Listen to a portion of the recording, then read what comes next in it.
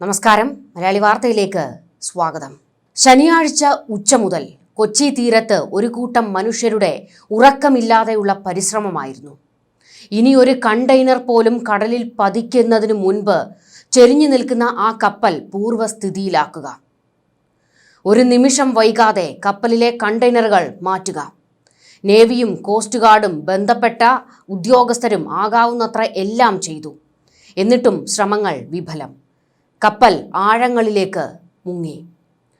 പുറംകടലിൽ ചെരിഞ്ഞ ചരക്ക് കപ്പലിലെ ജീവനക്കാരെയെല്ലാം സുരക്ഷിതരാക്കിയത് മാത്രമാണ് ആകെ ആശ്വാസം. ഭയം വിതയ്ക്കുന്നത് കണ്ടെയ്നറിലെ വസ്തുക്കൾ കടലിൽ കലരുമെന്ന സ്ഥിതിയെക്കുറിച്ചാണ്. 26 ഡിഗ്രി ചെരിഞ്ഞ നിലയിലായിരുന്നു കപ്പൽ ഉണ്ടായിരുന്നത്. രക്ഷാപ്രവർത്തനം നടത്തുന്നവർക്ക് വലിയ ആത്മവിശ്വാസമുണ്ടായിരുന്നു കപ്പൽ ഉയർത്താൻ കഴിയുമെന്ന്. കൂടുതൽ ചെരിയാതെ കപ്പൽ നിലനിർത്താൻ കഴിഞ്ഞിട്ടുണ്ട് എന്നതിനാൽ രക്ഷാപ്രവർത്തനം സാധ്യമാകുമെന്ന് അവർ ഉറച്ചു വിശ്വസിച്ചു. എന്നാൽ ചതിച്ചത് പ്രതികൂലമായ കാലാവസ്ഥയായിരുന്നു. 24 പേരുള്ള കപ്പലിൽ ഭൂരിഭാഗം ജീവനക്കാരെയും രക്ഷപ്പെടുത്തിയിട്ടും ക്യാപ്റ്റനും എഞ്ചിനീയർമാരും ഉൾപ്പെടെ 3 പേർ മാത്രമായിരുന്നു അവശേഷിച്ചത്.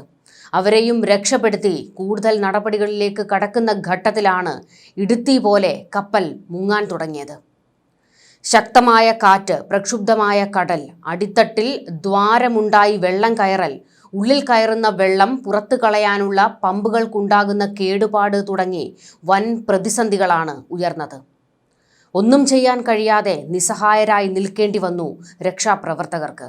ചരിഞ്ഞ കപ്പൽ മുങ്ങിക്കൊണ്ടിരുന്നതായിരുന്നു നിലവിലെ ഗുരുതരമായ സാഹചര്യം.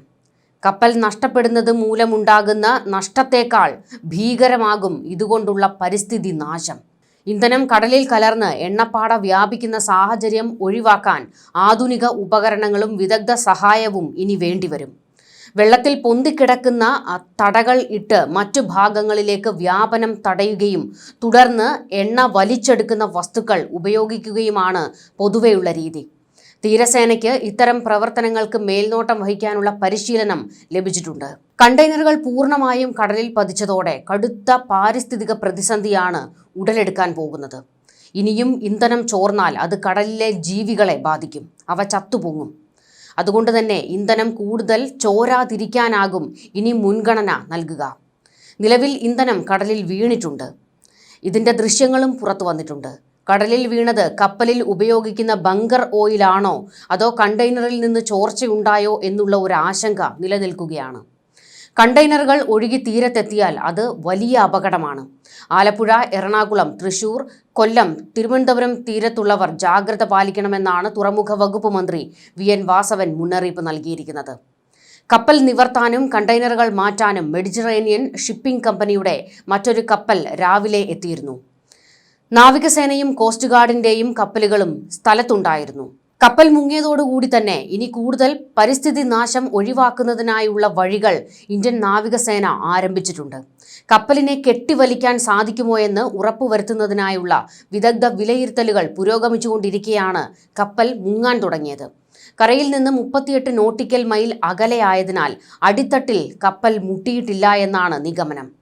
നിവർത്താനായി വലിയ ബലൂൺ അടിയിൽ നിന്ന് വെച്ച് സ്റ്റേബിൾ ആക്കുന്നതടക്കമുള്ള നടപടികൾ സ്വീകരിക്കാനായിരുന്നു നീക്കം. കണ്ടെയ്നറുകൾ മാറ്റുന്നതും കപ്പലിലെ ഓയിൽ പമ്പ് ചെയ്ത് നീക്കുന്നതുമൊക്കെ ആലോചനയിലുണ്ടായിരുന്നു. ഇതിനുവേണ്ടിയുള്ള നടപടികൾ തുടങ്ങുന്നതിന് തൊട്ടു മുൻപാണ് കപ്പൽ മുങ്ങിയിരിക്കുന്നത്. അതുകൊണ്ട് തന്നെ ഇനിയിപ്പോൾ കണ്ടെയ്നറുകൾ എങ്ങനെ മാറ്റും എന്നുള്ള ഒരു ആശങ്ക ഉടലെടുത്തിരിക്കുകയാണ്. വലിയൊരു ദൗത്യമായിരുന്നു കോസ്റ്റ് ഗാർഡിനും നേവിക്കും ഉണ്ടായിരുന്നത്. അതായത് ഈ ചരിഞ്ഞു നിൽക്കുന്ന കപ്പൽ എങ്ങനെ ഉയർത്താൻ കഴിയും എന്നുള്ള ഒരു ചോദ്യം. എന്ത് കാരണം കൊണ്ടാണ് കപ്പൽ ചരിഞ്ഞതെന്ന് കണ്ടെത്തിയ ശേഷം രക്ഷാപ്രവർത്തനത്തിന് സമയം നോക്കി നിൽക്കുകയായിരുന്നു എല്ലാവരും. ഇതിനുള്ള നിർദ്ദേശം ഡയറക്ടറേറ്റ് ജനറൽ ഓഫ് ഷിപ്പിംഗ് ഇന്നലെ തന്നെ കപ്പലിന്റെ ഉടമസ്ഥരായ മെഡിറ്ററേനിയൻ ഷിപ്പിംഗ് കമ്പനിക്ക് നൽകിയിരുന്നു. വെള്ളം കയറിയാണ് കപ്പൽ ചരിഞ്ഞതെങ്കിൽ ചെരിവുള്ളതിൻ്റെ മറുവശത്ത് വെള്ളം നിറച്ച് ഭാരം കൂട്ടി കപ്പൽ പഴയപടിയാക്കാനും ഇരുവശത്തു നിന്നും അല്പമായി വെള്ളം പമ്പ് ചെയ്ത് കളഞ്ഞ് ഉയർത്തിയെടുക്കാമെന്ന കണക്കുകൂട്ടലൊക്കെ ഉണ്ടായിരുന്നു സംഘത്തിന്. കപ്പലിലെ പമ്പുകളുടെയോ മറ്റോ പ്രവർത്തനം നിലച്ചതാണെങ്കിൽ ഇവ അടിയന്തരമായി നന്നാക്കും. കപ്പലിലെ കണ്ടെയ്നറുകൾ മറ്റൊരു ചരക്ക് കപ്പൽ എത്തിച്ച് നീക്കാനും സാധിക്കും. അങ്ങനെ ശുഭപ്രതീക്ഷയോടെ രക്ഷാപ്രവർത്തനം സജ്ജമാക്കി വരികയായിരുന്നു. എന്നാൽ എല്ലാം വിഫലമായി. വെള്ളത്തിൽ വരച്ച വര പോലെ കപ്പൽ മുങ്ങുകയായിരുന്നു. അപകടത്തിൽപ്പെട്ട MSC എൽസ 3 കപ്പലിലെ കുറച്ച് കണ്ടെയ്നറുകൾ മാത്രമായിരുന്നു ആദ്യം കടലിൽ പോയത്. അവ തീരത്തടിയും അല്ലെങ്കിൽ അവ ഉടൻ കണ്ടെത്തി കടലിൽ നിന്ന് മാറ്റാനും ഒരു സംഘം തെരച്ചിൽ തുടങ്ങിയിരുന്നു. ഇവ കരയിലേക്ക് ഒഴുകിയെത്താനുള്ള സാധ്യത മുൻകൂട്ടി കണ്ടാണ് തീരത്തുള്ളവർക്ക് ജാഗ്രതാ നിർദ്ദേശം നൽകിയിരിക്കുന്നത്. എങ്ങനെയാണ് ഈ അപകടം ഉണ്ടായത് എന്നുള്ളതിനെക്കുറിച്ച് ഇപ്പോഴും വ്യക്തമല്ല. കാലാവസ്ഥ പ്രതികൂലമായത് തന്നെയാണോ കപ്പൽ മുങ്ങാൻ കാരണം എന്നുള്ള ഒരു ചോദ്യമുണ്ട്. അതോ ലോഡ് അധികമായതാണോ, അതോ കണ്ടെയ്നറുകൾ കപ്പലിലേക്ക് മാറ്റിയതിൽ എന്തെങ്കിലും പാകപ്പിഴകൾ ഉണ്ടായോ തുടങ്ങി ഒരുപാട് ചോദ്യങ്ങളുണ്ട്. കണ്ടെയ്നറുകൾ കടലിൽ വീഴുന്നതിൻ്റെ പ്രധാന കാരണമായി ചൂണ്ടിക്കാണിക്കുന്നത് കണ്ടെയ്നറുകൾ കപ്പലിൽ ഉറപ്പിക്കുന്നതിലുണ്ടാകുന്ന പിഴവാണ്. സ്റ്റീൽ ദണ്ടുകളും പ്രത്യേകതരം ലോക്കുകളും ഇരുമ്പ് വടങ്ങളും ഉപയോഗിച്ച് കപ്പലിൽ ഉറപ്പിക്കുന്നതിനെ ലാച്ചിങ് എന്നാണ് പറയുന്നത്.